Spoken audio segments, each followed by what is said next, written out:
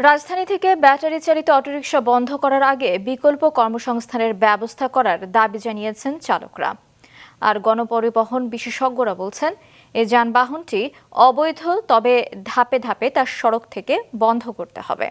তাড়াহুড়ো করে বন্ধ করতে গেলে কিছুদিন পর আবার পুরনো অবস্থায় ফিরে আসবে। আনোয়ার হোসেনের রিপোর্ট। যারা ব্যাটারি চালিত অটোরিকশা চালান তারা জানেন তাদের বাহনটি অবৈধ। এরপরও বছরের পর বছর ধরে রাজধানী জুড়ে দাপিয়ে বেড়াচ্ছে এই বাহন। গতকাল উচ্চ আদালত 3 দিনের মধ্যে মহানগরের সড়ক থেকে অটোরিকশা বন্ধ বা বিধিনিষেধ আরোপ করতে নির্দেশ দিয়েছেন। চালকেরা বলছেন তাহলে তাদের পথে বসতে হবে। ঠিক আছে, মানলাম 3 দিনের অটো বন্ধ। 3 দিনের দরকার, আমরা কি করবো? 3 দিনের পরে আমাদের পেট নাই, আমার বাচ্চা কাচ্চাদের পেট নাই। যদি এটা বন্ধ করে দেয় তাহলে ঢাকা শহরের 40 লাখ মানুষ আছে, তাদেরকে চাকরি দাও। গার্মেন্টসে ঢুকতে গেলে মনে করেন গার্মেন্টসের লোক নেয় না। আমরা যে বাড়ি ঘর বেচছে, কেউ কিস্তি উড়ায়, কেউ এটা করে হেঁটে করে কিনছে জিনিসটা। আর কেনার পরে যখন বন্ধ করতে হঠাৎ করে কিস্তি চালাবো কেমনে, সংসারে চলবো কেমনে কি করবো, আমি এর দৃষ্টি বুঝতে পারি না। হেরোঞ্চি, বাটপার, গাঞ্জাখোর সব মনে করে গাড়ি চালায় খায়। চুরি ডাকাতি বন্ধ হয়েছে, সব কিছু বন্ধ এই অটোর উপর দিয়ে। এই অটো বন্ধ করে দিলে আবার আগের মতো হইব।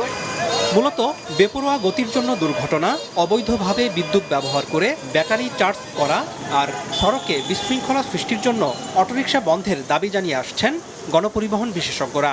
বুয়েটের দুর্ঘটনা গবেষণা ইনস্টিটিউটের পরিসংখ্যান বলছে, চলতি বছরের প্রথম 10 মাসে সারা দেশে অটোরিকশা দুর্ঘটনায় মারা গেছে 582 জন আর আহত 318 জন। সর্বশেষ গতকাল জাহাঙ্গীরনগর বিশ্ববিদ্যালয়ে দুর্ঘটনায় মার্কেটিং বিভাগের 53 ব্যাচের ছাত্রী আফসানা করিম রাচি নিহত হন। সড়ক পরিবহন আইনে অটোরিকশা চলাচলের কোনো সুযোগও নেই, তবে দীর্ঘদিন ধরে যেহেতু চালানো হচ্ছে তাই ধাপে ধাপে বাহনটি বন্ধের পরামর্শ দিয়েছেন এই বিশেষজ্ঞ।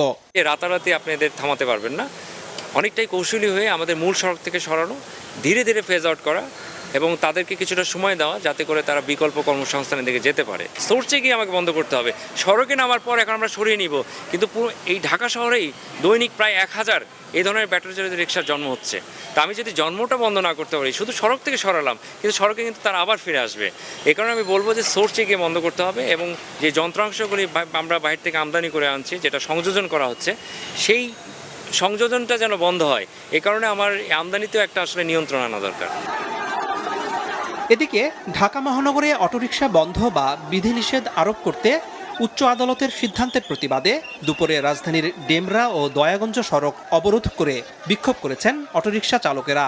এতে তীব্র যানজট সৃষ্টি হলে পুলিশ বাধা দেয়। চালকেরা পুলিশের উপর হামলা চালায়, এতে 2 জন পুলিশ সদস্য আহত হন। পরে অবশ্য অবরোধ তুলে নেওয়া হয়। আনোয়ার হোসেন, মাছরাঙা সংবাদ, ঢাকা।